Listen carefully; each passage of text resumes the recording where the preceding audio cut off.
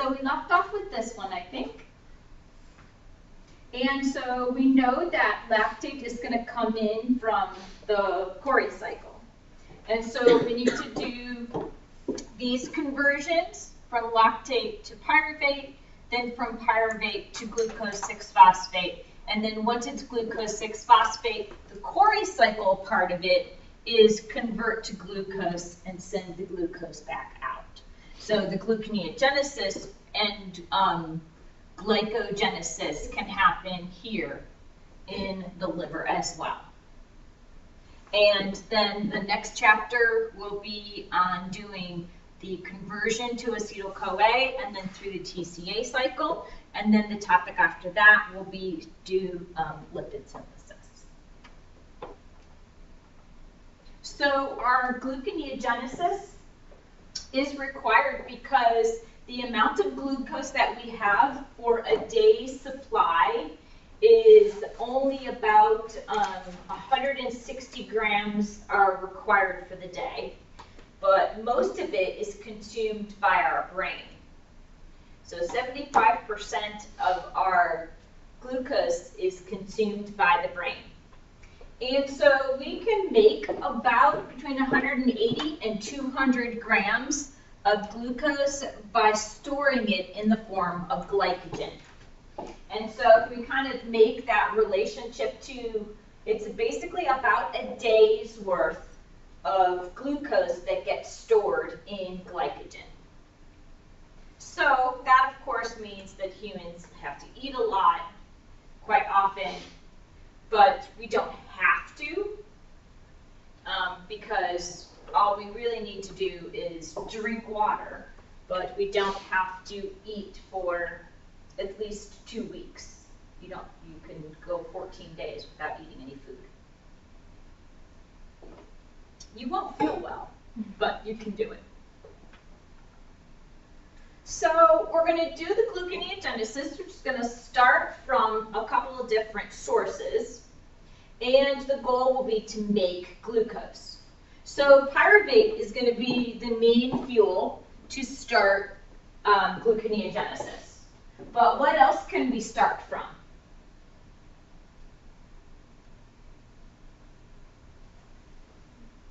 To think of the Cori cycle. You start with lactate. Right, we can start from lactate.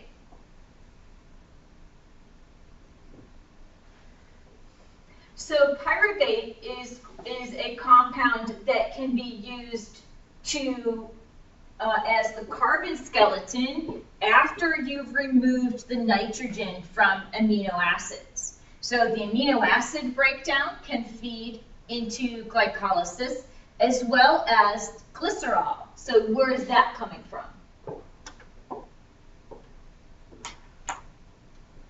Like the backbone of fatty acids? Mm-hmm, exactly, the backbone of lipids, yep.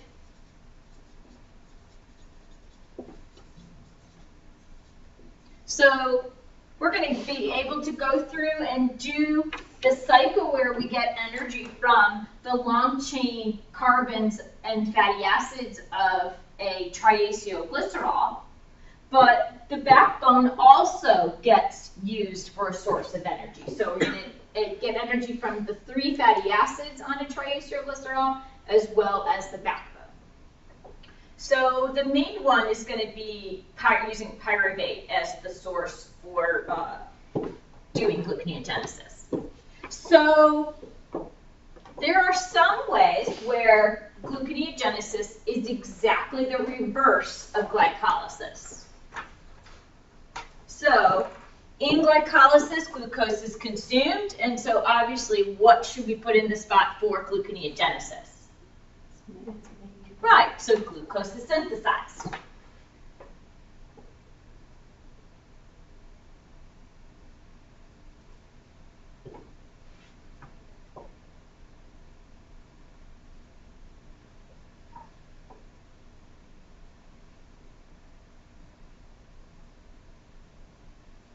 So we know that ATP is produced in glycolysis, so what should we put in that spot? It's consumed. Right, ATP is consumed.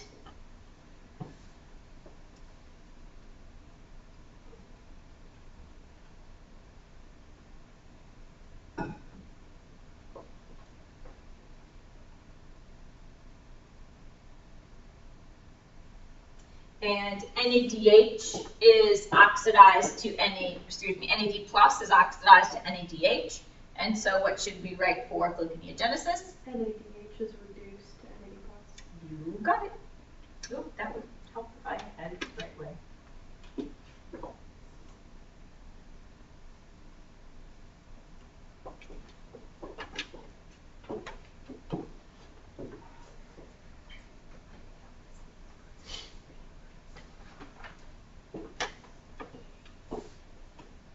So what did this part of glycolysis have to do with the Cori cycle?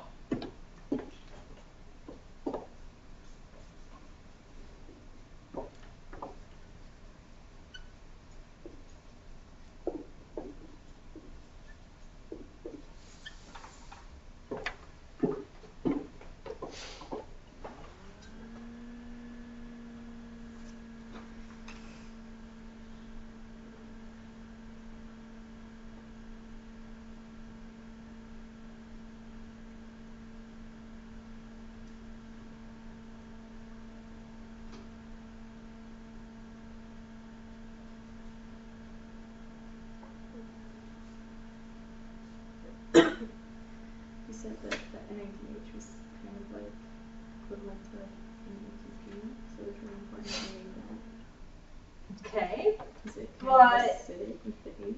No, but you did need acid along with this NAD plus. What did we use acid and NAD plus and its relationship to the Cori cycle?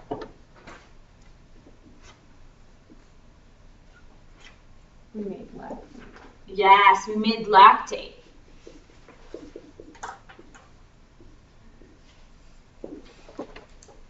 So that NAD plus comes from the cytosol. And so when the cytosol has a source of NAD plus, we need to be able to use it up and convert it to lactate.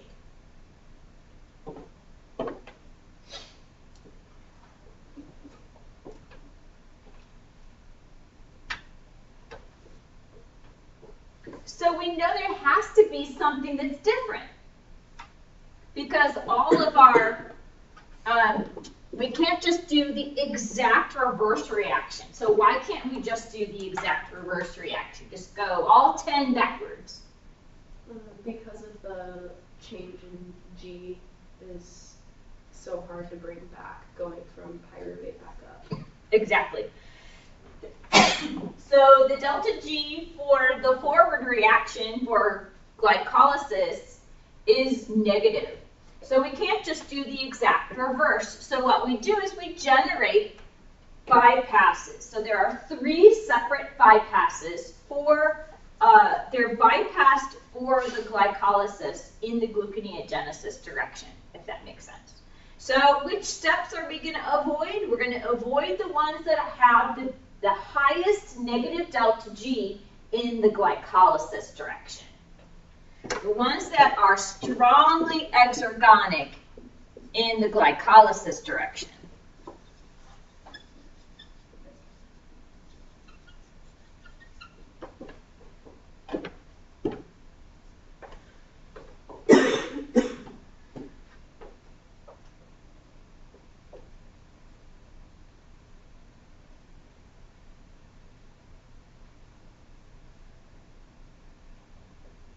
And those are high negative values, right? Yes. Okay. So strongly exergonic are, we had a couple of them. I think there was one that was a negative 14 kilojoules per mole. Mm-hmm.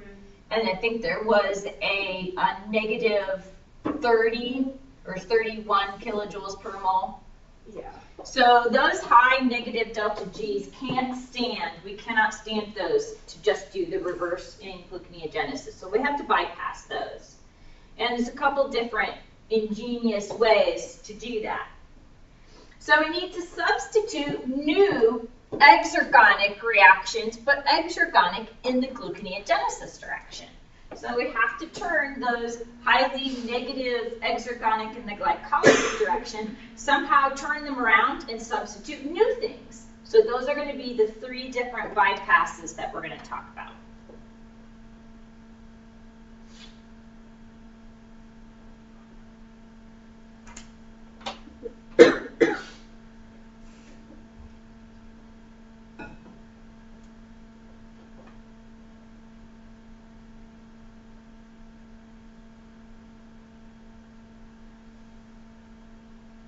So we'll be able to keep 7 of our 10 glycolysis enzymes. Awesome.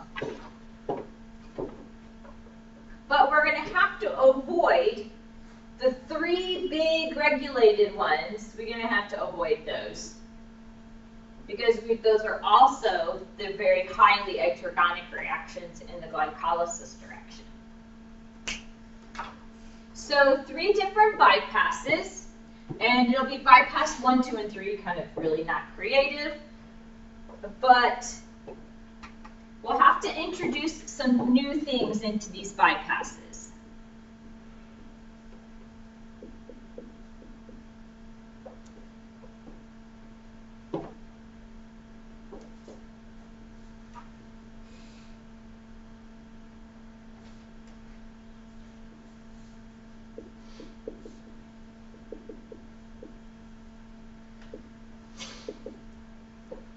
So one of the things is bypass number 1 is going to take place as in part of it will take place in the mitochondria, which will be kind of odd.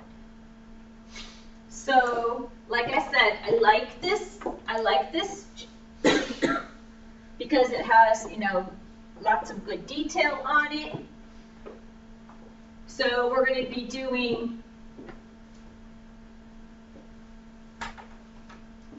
these reactions. So we're going to go from pyruvate to something called oxaloacetate, then to PEP, then to phosphoglycerate, 1,3-bisphosphoglycerate, fructose 1,6, fructosis, back down to glucose.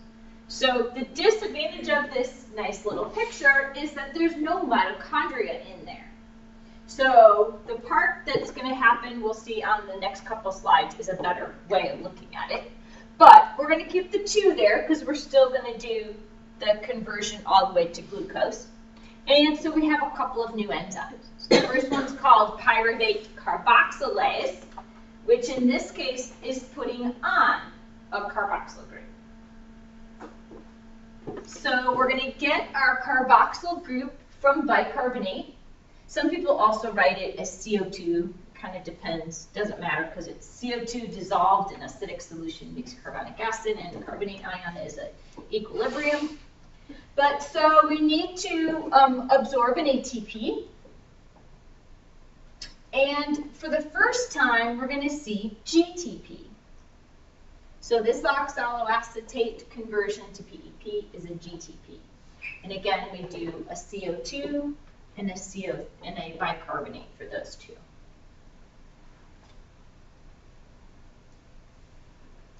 So we're going to consume 2 basically equivalent to ATP, 4, and 6. So we're going to consume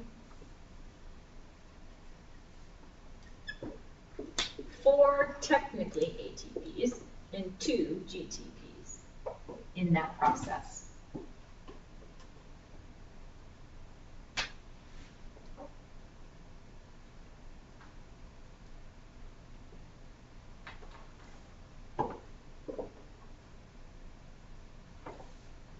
So energetically, why is that acceptable?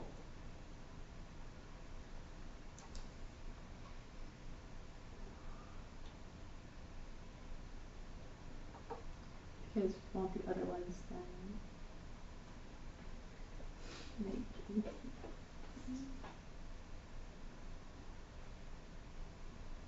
Is it because you're making the NAD plus? More. So remember, what is the goal of this cycle? True. But metabolically, what's the purpose of making the glucose? to get more energy? to convert from 2 carbon things to 6 carbon things that could eventually go and make glycogen and be temporarily stored.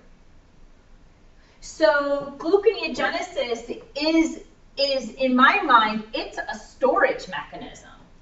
It is a energy that when gluconeogenesis happens, you have raw materials around that you want to store energy, and you're going to temporarily store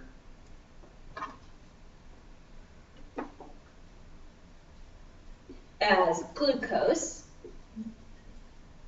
or glycogen, especially because we're doing gluconeogenesis in the liver, and the liver does glycogen synthesis also.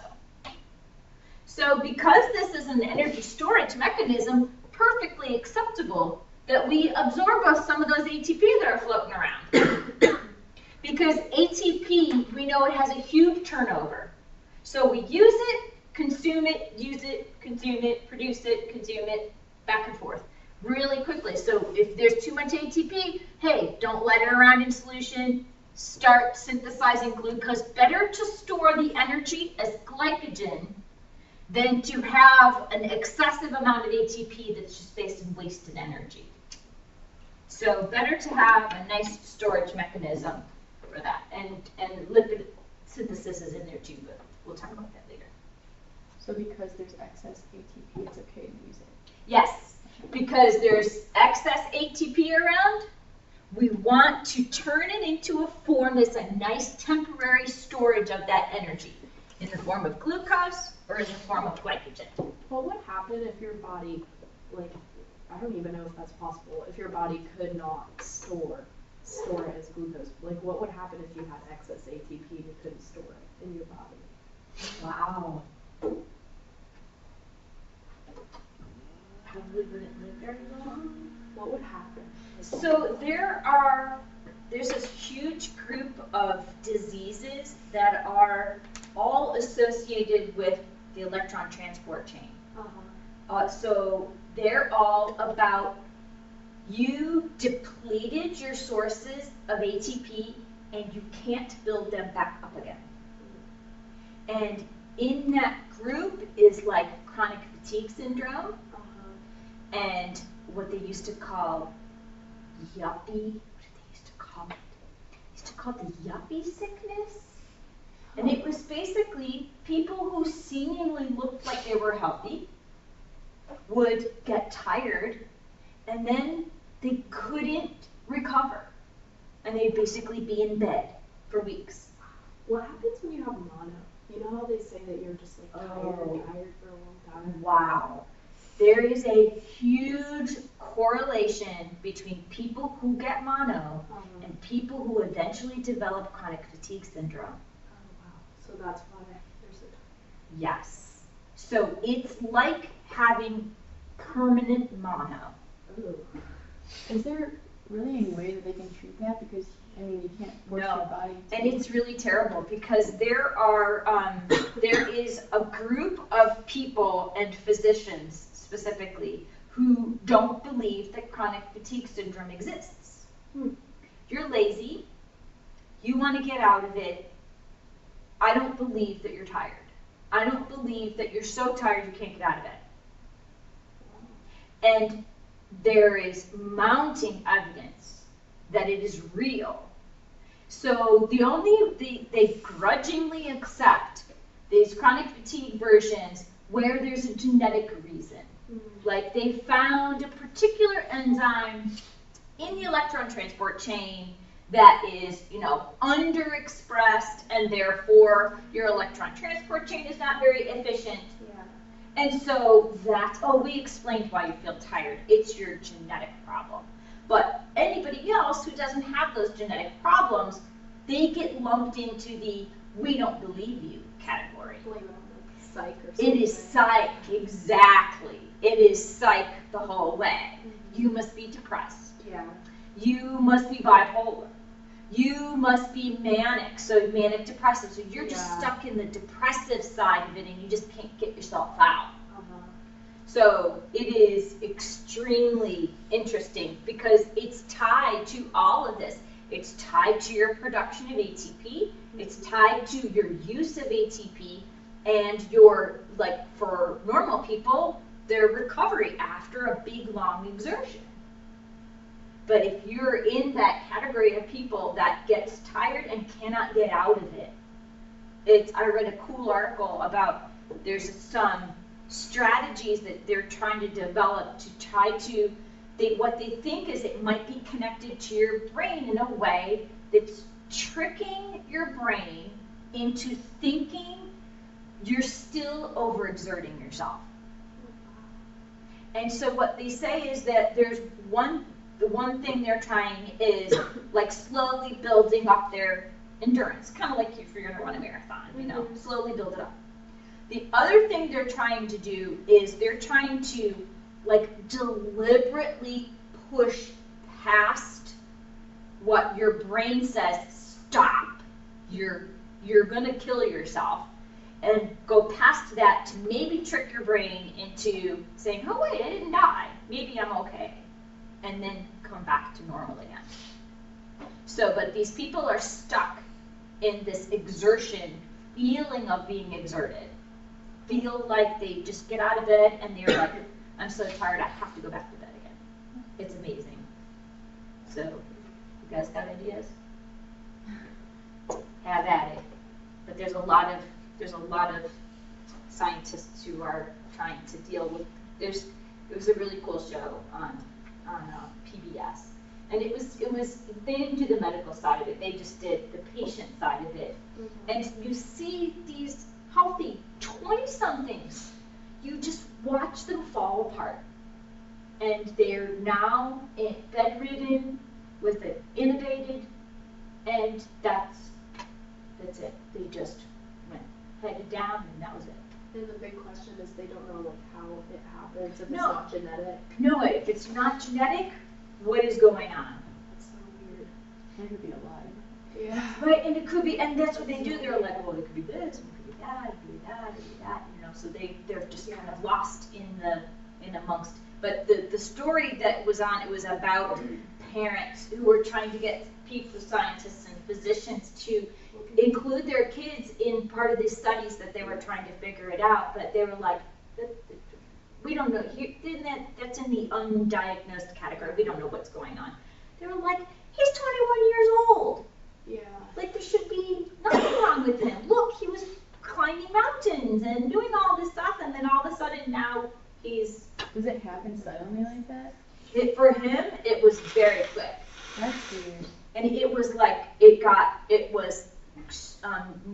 couldn't walk, and then couldn't get out of the chair, and then couldn't get out of bed, and now he's basically, she said, he listens to music all day long, but won't speak anymore.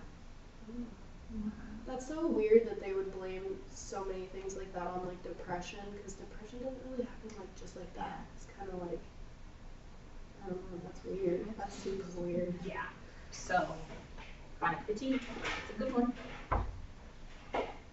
Okay, so we're going to think about these reactions. So any of the ones that have the double-ended arrows are going to be the ones that we keep for glycolysis and gluconeogenesis. But any of the ones that are just the forward arrows are going to be our new enzymes for these bypasses. So bypass 1 will be at the top, and this is a little bit simplified, and we'll have a better one on the next couple screens. But it'll involve pyruvate carboxylase and PEP carboxykinase. And then bypass 2 will be right here for fructose 1,6-bisphosphatase. And then the last one will be down at the bottom where glucose 6-phosphatase is the enzyme that will convert glucose 6-phosphate to glucose.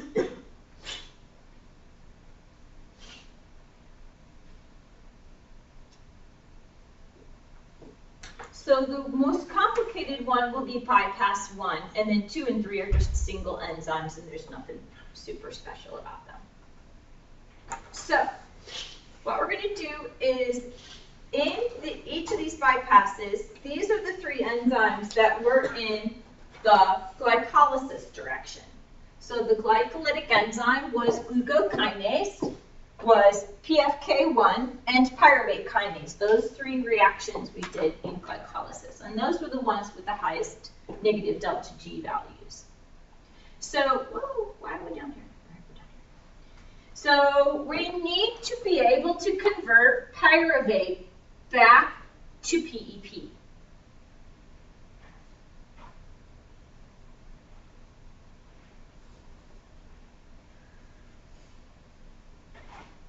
So PEP is one of those really high energy complexes, and we can use it to make ATP.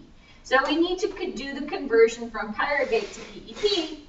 Hey, stop doing that. Ignore all that. And we're going to do it with pyruvate carboxylase and PEP carboxykinase. I'm going to fix that in the wrong order.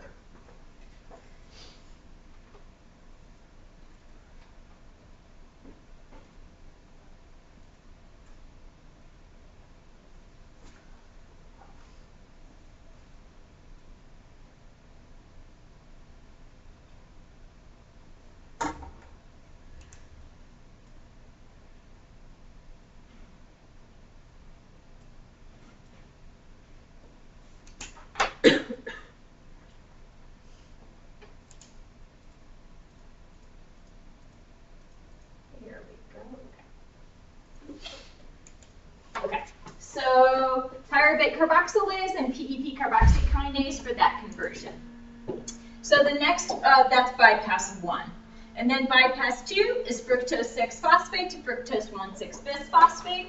And we're going to use fructose 1,6-bisphosphatase to do that in the gluconeogenesis direction.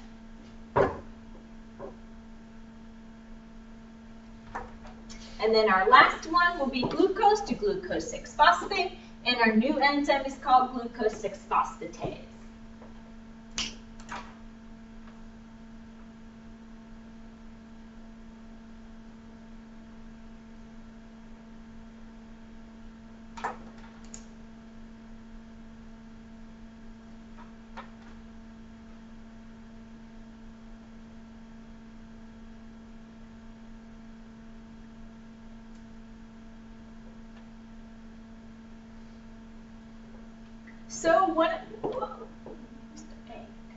So we have to convert phosphate or pyruvate to phosphoenolpyruvate.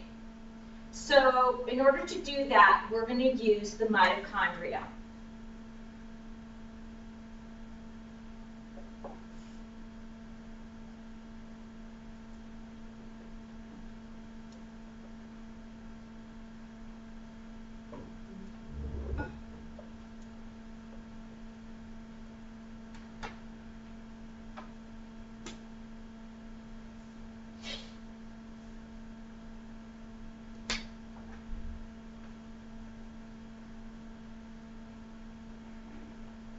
So if we look at this slide, maybe 2 more slides down. This one shows right here, so our pyruvate is being transported into the mitochondria. And then our pyruvate's being converted to oxaloacetate, which is OAA in this picture. And oxaloacetate can be converted to phosphoenolpyruvate, PEP, and then can be transported out into the cytosol, and then you can finish gluconeogenesis. So the conversion from pyruvate to oxaloacetate happens in the mitochondria once pyruvate has passed through a pyruvate transporter into the mitochondria.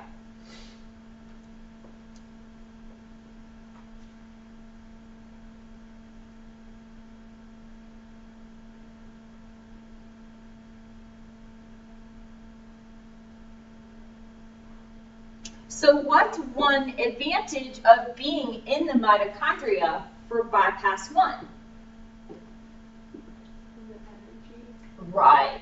So the mitochondria is where we're producing all that ATP from the electron transport chain. So we can use our ATP that's there and convert it in oxaloacetate for the first one, and then we can use GTP, and that's why it's got the little ATP also on the side, because GTP can be converted to ATP. So technically GTP is the one that gets consumed, but ATP is its nearest neighbor. It's one enzyme reaction away from ATP. So oxaloacetate to PEP, transport to PEP back out, and then you can finish glycolysis. So in the mitochondria, other things are going to be happening with that oxaloacetate, which is connecting to aspartic acid, which is amino acid synthesis, and we'll see the TCA cycle in there as well. So when we're in the mitochondria, the pyruvate's going to be converted to oxaloacetate with pyruvate carboxylase. So high concentrations of ATP allow us to synthesize oxaloacetate. We produce oxaloacetate and then convert it to PEP so that we can continue gluconeogenesis.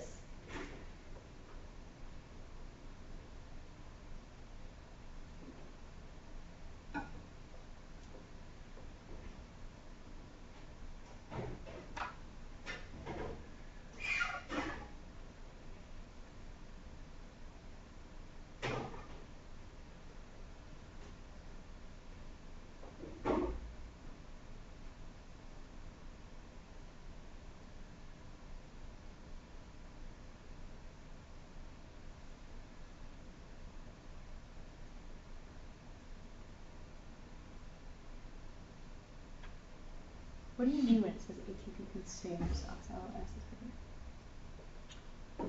oxaloacetate? So I mean that oxaloacetate is used to make PEP in gluconeogenesis. So high concentration of ATP consumes the oxaloacetate that's in the mitochondria and converts it to PEP with our. So you're going to do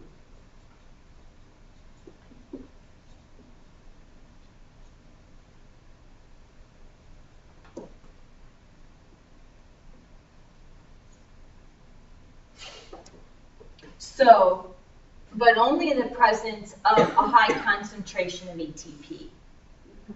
So that is one place where we will regulate gluconeogenesis.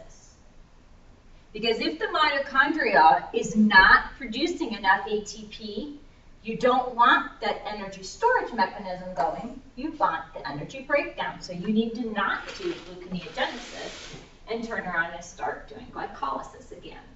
So we'll see in class on Thursday the regulation of the pyruvate carboxylase and the conversion from oxaloacetate to PEP. Okay, awesome. All right, so we will stop there for today, and I will see you guys on Thursday.